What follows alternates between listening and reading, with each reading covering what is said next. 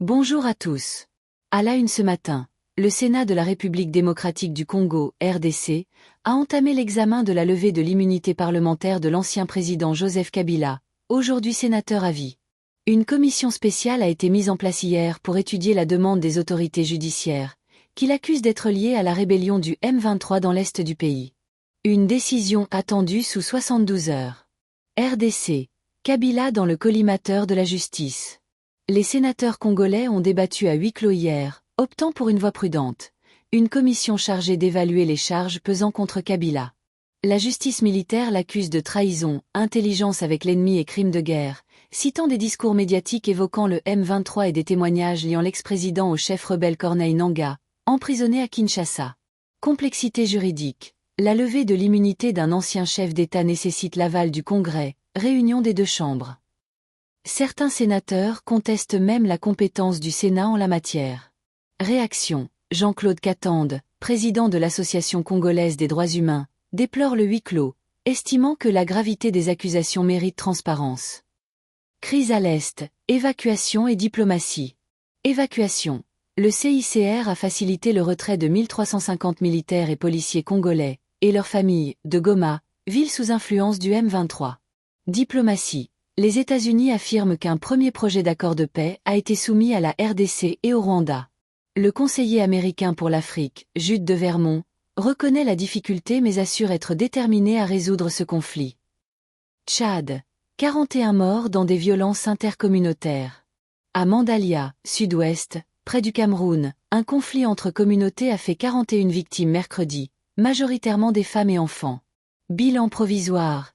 95 habitations incendiées, des dizaines d'arrestations. Les ministres tchadiens se sont rendus sur place. Une enquête est ouverte. Nadia Mafou, RFI N'Djamena, le massacre a endeuillé tout le village.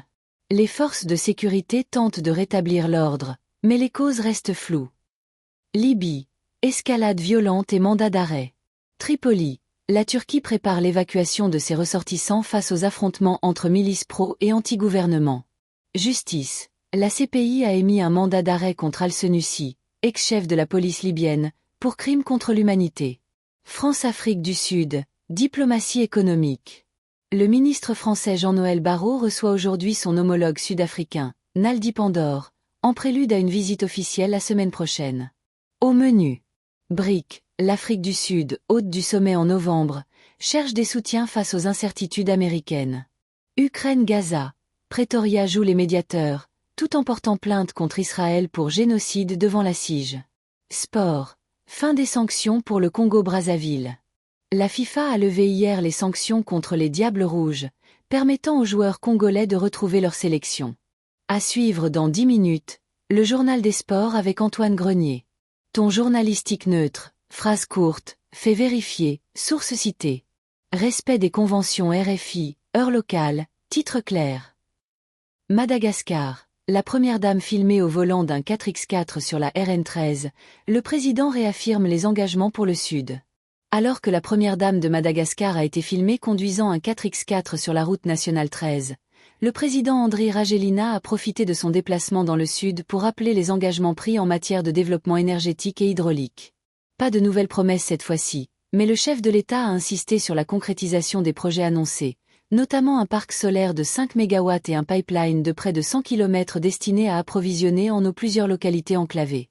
Le Sud, longtemps oublié, sera la vitrine du développement du pays, a-t-il déclaré. Cependant, pour Odile Naïve, présidente de l'Office du tourisme de Toliara, ces déclarations doivent se traduire en actes.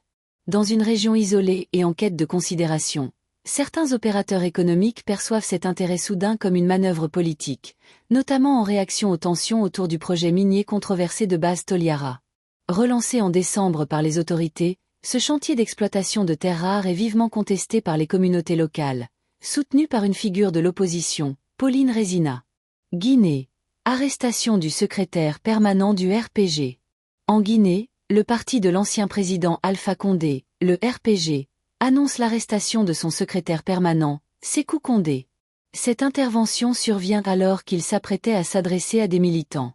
Officiellement suspendu comme une trentaine d'autres partis politiques guinéens, le RPG dénonce une répression politique. Niger. Attaque meurtrière près de la frontière burkinabé. Au Niger, des hommes armés non identifiés ont attaqué hier après-midi la position militaire de Boni, située près de la frontière avec le Burkina Faso. Occupée par les forces spéciales nigériennes, cette base avait déjà été cible d'une attaque l'an dernier, coûtant la vie à plus de 50 soldats. Aucun bilan n'a encore été communiqué. Côte d'Ivoire, Nina Torres, un film poignant sur les violences faites aux femmes. En salle depuis début mai, Nina Torres met en lumière les violences physiques et sexuelles subies par les femmes. Le film suit le parcours d'une animatrice télé à la vie apparemment parfaite, mais victime d'un compagnon violent. Porté par l'actrice Kader Touré, ce long métrage vise à briser le silence. Beaucoup de femmes subissent des violences sans oser en parler. Ce film est un miroir pour la société astérisque, explique la réalisatrice. Déjà, les réactions sont vives. Pour des spectatrices comme Dame Amadou, astérisque il faut sortir du silence, trouver du soutien, et ne pas rester seule face à la souffrance. Diffusé dans 14 pays francophones, Nina Torres résonne comme un cri du cœur contre les violences basées sur le genre. Sport. La FIFA lève les sanctions contre le Congo-Brazzaville. En football, bonne nouvelle pour le Congo-Brazzaville. La FIFA a levé les sanctions qui frappaient le pays depuis février en raison d'ingérences politiques. Les Diables Rouges pourront à nouveau participer aux compétitions internationales. Une lueur d'espoir pour les joueurs comme Fred Dambi, impatient de défendre à nouveau les couleurs nationales. Tour du Togo. Départ ce vendredi. Cyclisme. Le 30e Tour du Togo s'élance aujourd'hui entre Kabou et Mango, avec 124 km au programme. Parmi les favoris, le vice-champion national Jamie Chalimard, déterminé à briller. À suivre. Guinée. Reportage sur les archives coloniales de la Bibliothèque nationale. Cameroun. Une coopérative de yaourt en pleine expansion. Ghana. Les ambitions pétrolières du président. Restez connectés sur Afrique Matin. La Bibliothèque nationale de Guinée renaît après des années de difficultés. Conakry, Guinée. La Bibliothèque nationale de Guinée, située dans la capitale Conakry près du lycée Donka, connaît une nouvelle jeunesse après des années de défis.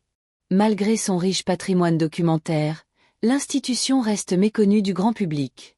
Pourtant, elle abrite des archives précieuses, notamment sur la période coloniale et la Première République sous Sékou Touré. Notre reporter, Tanguy Bilan, a pu visiter les lieux ce matin. Guidé par Moustapha Cissé, responsable de la documentation, il a exploré les différentes salles, dont la seconde salle de lecture, où sont conservés les anciens journaux de l'indépendance. Parmi eux, Oroya, le grand quotidien national du parti-État, mais aussi des titres moins connus comme la Guinée-Guinée, un journal féminin de l'époque. Un patrimoine historique menacé. Le directeur de la bibliothèque, Daouda Tansirnian, souligne l'importance de ces archives. La Bibliothèque nationale est la plus ancienne institution de recherche et de documentation de Guinée. Créée en 1954 sous la colonisation, elle était alors une antenne de l'IFAN, Institut français d'Afrique noire. Aujourd'hui, un grand projet de numérisation est en cours pour préserver ces documents fragiles, dont des mémoires de fin d'études couvrant des sujets variés, de l'exploitation minière à la linguistique. Parmi ces trésors, un mémoire de 1978 sur Amilcar Cabral, héros de l'indépendance de la Guinée-Bissau, assassiné à Conakry 5 ans plus tôt. Le défi du dépôt légal. Un autre combat du directeur, faire respecter le dépôt légal par les maisons d'édition guinéennes pour enrichir le patrimoine contemporain. Nous devons valoriser notre histoire, mais aussi notre production intellectuelle actuelle, insiste-t-il. Demain, notre reportage se poursuivra au Sénégal, où nous suivrons le tournage du prochain podcast de Filles d'Afrique Économie. Cameroun. Des femmes transforment le lait local en succès entrepreneurial. Garoua, Cameroun à Garoua, dans le nord du Cameroun, une coopérative de femmes produit du yaourt à partir de lait local, réduisant ainsi les importations et créant des emplois. Cette initiative, soutenue par l'Agence française de développement, AFD, illustre les efforts pour diversifier l'économie d'une région longtemps dépendante du coton. Madame Alimatou, une entrepreneure d'origine peul, a lancé ce projet après s'être formée en ligne et via des programmes étatiques. Le lait fait partie de notre culture. Pourquoi ne pas en faire une activité économique, explique-t-elle. Aujourd'hui, son équipe produit 500 litres de yaourt par jour, vendus dans les supermarchés et restaurants locaux. Malgré ce succès, des défis persistent. La coopérative peine à obtenir des prêts pour acheter des machines et augmenter sa production. La demande dépasse l'offre, mais sans financement, nous stagnons, regrette Alimatou.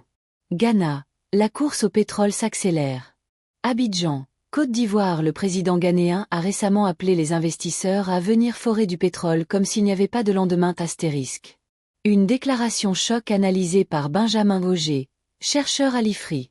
C'est une stratégie classique des pays producteurs, maximiser les revenus pétroliers tant que la demande existe, explique-t-il.